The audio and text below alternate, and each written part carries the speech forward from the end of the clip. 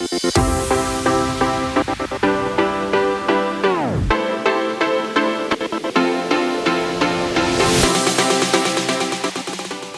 think the main conclusion of the conference was that ESG is here to stay, but that we can't see it as a fixed target, but more like a journey to be walked.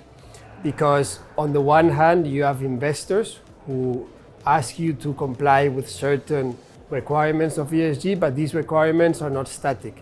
They evolve every year and the requirements need to be updated every year. So you need to continuously focus on improving your hotel. And on the other hand, your clients, especially in Sun and Beach, are not yet fully focused, let's say, on hotels achieving high ESG standards, but over time, I think there's a cultural shift going on and they will start asking for higher ESG standards. So either you upgrade your hotels to comply with these standards, or they will end up voting with their feet and going to other hotels. So I think the challenges facing the real estate industry are very clear right now. So I think if we take a step back, if we look at the long-term trend, especially in hospitality, which is where I'm focused, the long-term trend is great, and I don't think it's going to be impacted by what's going on now. But as of today, for this year and the next, there are three elements which I think are going to impact highly the price of the properties.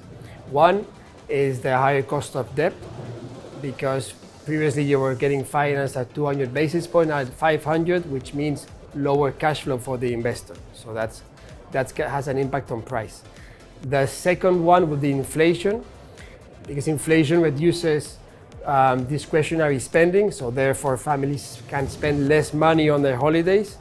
So that way you're going to have an impact on the revenue side, and at the same time, you're going to have an impact on an increase in costs in energy and raw materials. So your margins are going to get squeezed. And that is also less operating profit for the investor. And I think thirdly, it's the increase in the yields, in the bond yields of the countries, is going to have an impact in the capital value of the assets, because typically you price the asset with a spread to the bond yield. So if that increases, it remains to be seen whether that spread will reduce or whether it will be kept as is. So therefore the price will be low.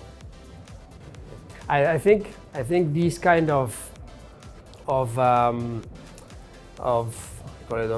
events are super important for the sector. I think for three reasons. One is because you get to network with many people, both with people you already knew, but you get to catch up with, and also to connect with different professionals in the field. The second thing would be you always learn something new. You get exposed to new ideas and to new concepts, or you always come home with something new you've learned. And I think the third thing would be it's very good to get a sense of the market, to get a sense of what people are thinking, or what the mood is like. And that is also interesting from investment perspective, because it enables you to understand where the market currently is. So I think it's a great initiative, and I hope you will be here for a long time.